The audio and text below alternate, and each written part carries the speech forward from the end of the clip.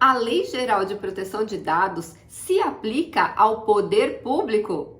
Oi, eu sou Silvia Brunelli e neste canal eu ajudo profissionais a se sentirem seguros para adequar qualquer empresa de qualquer porte à Lei Geral de Proteção de Dados. E se você quer aprender mais sobre a Lei Geral de Proteção de Dados todos os dias, se inscreve aqui no canal. E antes de ir embora, se esse conteúdo fizer sentido para você, deixa o seu like.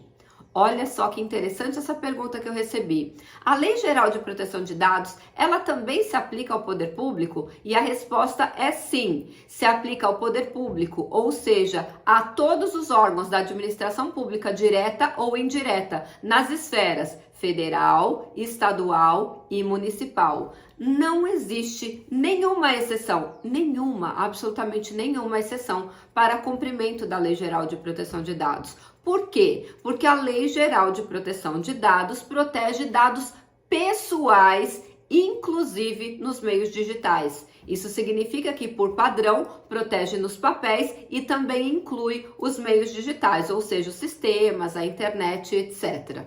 Então, todo o poder público, toda a administração pública, seja direta ou indireta, trata, usa os dados pessoais. Portanto, eles também precisam se adequar. Inclusive, a proteção de dados pessoais hoje é direito e garantia fundamental no artigo 5º, inciso 79 da Constituição Federal. E aonde eu tenho certeza que eles têm que se adequar, Silvia? Em alguns artigos específicos. Primeiro, lá no artigo 5º, quando a lei trata de quem é o controlador, diz que o controlador é pessoa natural ou jurídica de direito público ou privado. Ou seja, as empresas de direito público, os órgãos públicos precisam sim se adequar. Só que não para por aí não.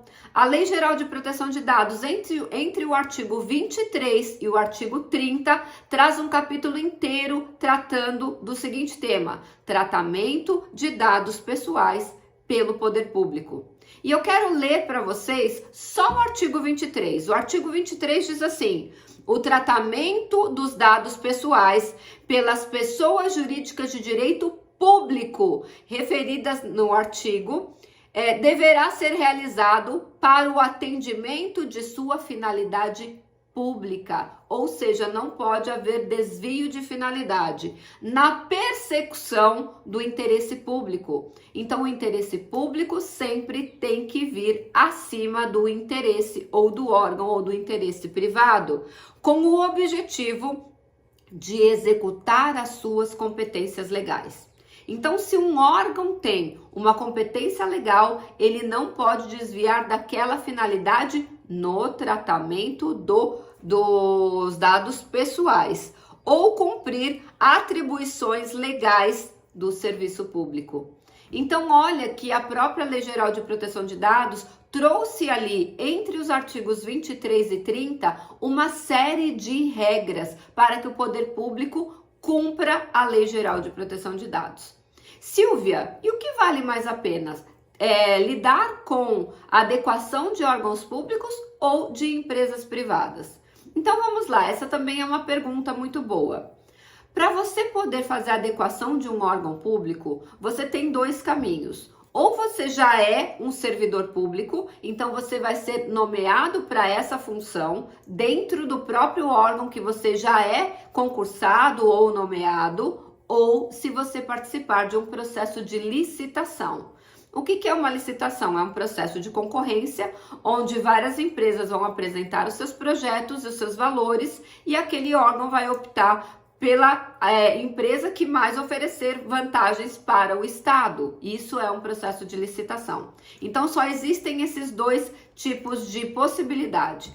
Agora, você tem que contar que o poder público ele é muito moroso. Ele é moroso na decisão, ele é moroso nos processos e a gente enfrenta um problema que é comum tanto para o poder público quanto pessoal do poder privado, das empresas privadas, que é o ser humano, né, gente? Ser humano é aquela pessoa que não quer mudar, que ela é reticente a mudanças, que ela tenta te atrapalhar. Se você não conseguir criar uma empatia com ela não vai querer mudar os processos que tem que ser mudados no processo de adequação. E aí vem aquela história: quem é essa pessoa que veio do além e veio mudar o jeito que eu trabalho há tantos anos? Quem ele pensa que é? Não é questão de quem ele pensa que é questão que ele veio trazer o compliance, ou a obrigação de cumprir uma outra lei, uma nova lei, uma lei federal, né? E aí a gente tem esse problema, tanto no poder público quanto nas empresas privadas. Isso é tranquilo. Só que a gente tem um problema maior nos órgãos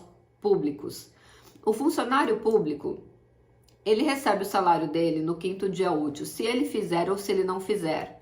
Então já existe essa morosidade da máquina pública por essa facilidade que os funcionários já têm de trabalhar, fazer o mínimo que eles têm que fazer ali, porque o salário dele está garantido. E quando você vem trazer novidades, mudanças de processos, de procedimentos, de comportamentos, o funcionário público ele tende a ser ainda mais reticente na hora da mudança.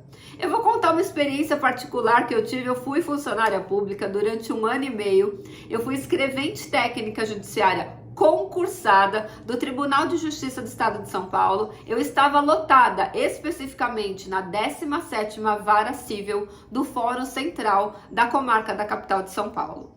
E ali eu lembro que quando eu estava saindo em 1994, em fevereiro de 94, quando eu pedi exoneração, aliás, o meu pedido de exoneração foi lindo, ninguém sabia como pedir exoneração, você acredita?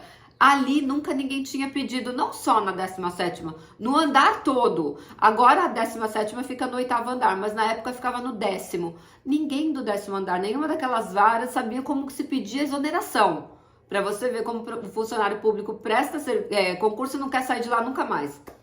Aí eu pedi exoneração e naquele momento que eu estava pedindo exoneração, um pouquinho antes, estava começando a informatização. Mas não do sistema do tribunal de alimentar como é hoje. Não, estamos falando lá de quase 30 anos atrás.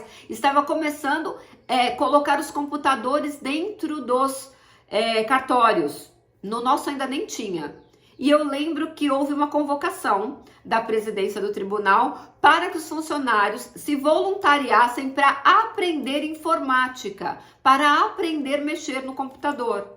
Só no nosso cartório ninguém quis ir. Ia mudar, ia tirar as máquinas de escrever, sim, eu trabalhava em máquina de escrever. Ia tirar a máquina de escrever e as nossas máquinas não eram elétricas. Só tinha máquina de escrever elétrica nas varas, que é onde fazem as audiências. No cartório, eram máquinas pré-históricas mesmo.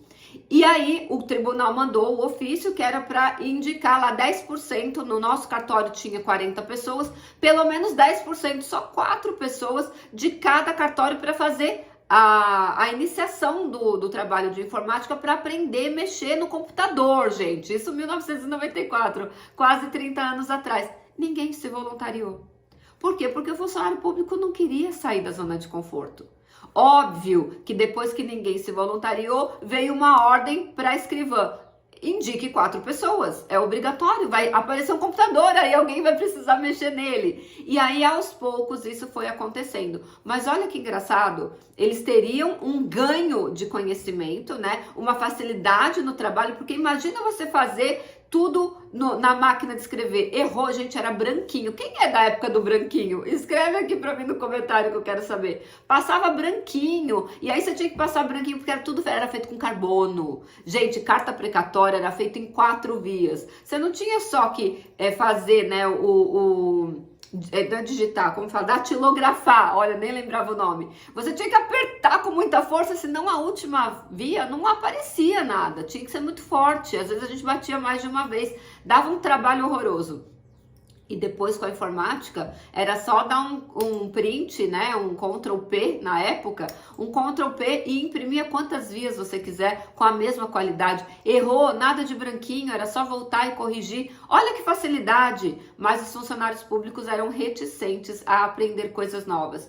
Então, se você for adequar um órgão público, não se iluda. O funcionário público não quer sair da zona de conforto. Se nós temos problemas nas empresas, dentro dos órgãos públicos, o problema é multiplicado exponencialmente, porque historicamente o funcionário público não quer sair da zona de conforto. Claro que eu não estou falando que são todos, mas eu estou generalizando porque a maioria se comporta dessa forma. Se nas empresas privadas que exige o comprometimento e bater metas, acontece isso, o ser humano ele é assim, imagina no órgão público. Então, se você é funcionário público, não se sinta ofendido. Eu fui funcionária pública, eu sei como vocês pensam, eu também estive lá dentro, por isso que eu saí, eu não consegui ficar, justamente porque eu queria essa rapidez, eu queria esse avanço, eu queria mudanças e eu vi que ali não seria o lugar para que eu pudesse crescer profissionalmente, e foi a melhor decisão que eu tomei, foi sair, porque eu cresci muito em todos os aspectos da minha vida e eu tenho certeza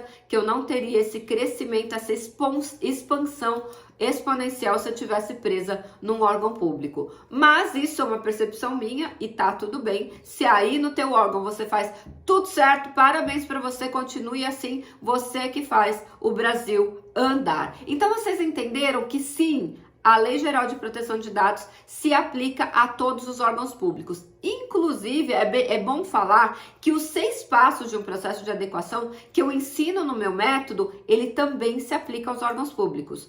A metodologia de implementação de um processo de adequação não muda porque há um órgão público envolvido. A diferença é que para o órgão público, a gente tem que seguir o que diz o artigo 23. Você tem que perseguir o objetivo que é o interesse público, você tem que ter uma finalidade pública e você tem que cumprir as atribuições e competências daquele órgão público específico quando o assunto é tratamento de dados pessoais. Espero ter ajudado vocês. Essa diferença é abissal entre a adequação em um órgão público e uma empresa privada, especialmente não no método, mas especialmente no que tange a lidar com a morosidade do sistema público. Quer aprender mais sobre a Lei Geral de Proteção de Dados? Antes de ir embora, deixa o seu like, se inscreve no canal, porque amanhã tem um novo conteúdo inédito sobre a Lei Geral de Proteção de Dados. Até amanhã!